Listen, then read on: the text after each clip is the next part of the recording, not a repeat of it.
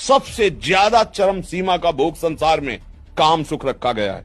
कहां से प्राप्त होता है काम सुख? मलमूत्र के भांड, शरीर के मलमूत्र के द्वारों से। कौन सी महानता है जहां स्पर्श करके साबुन लगा के धो, उन अंगों की आखिरी सुख वृत्ति रखी गई है। माता पिता छोड़ देगा, ज्यादा पड़ेगी तो फांसी लगा लेगा, पूरे परिवार का कत्ल करके भाग जाएगा, लेकिन काम सुख नहीं छोड़ सकता। किसके लिए?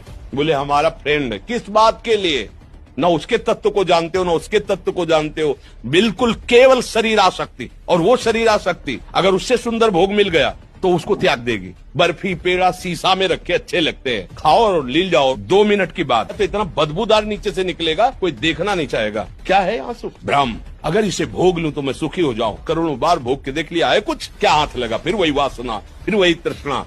कह रहे हो मुझे माया फांसे। अरे तुम खुद अज्ञानवश आसक्त हो रहे हो। कहाँ सुख है? कहाँ है? अगर है तो तुम्हें तृप्त हो जाना चाहिए।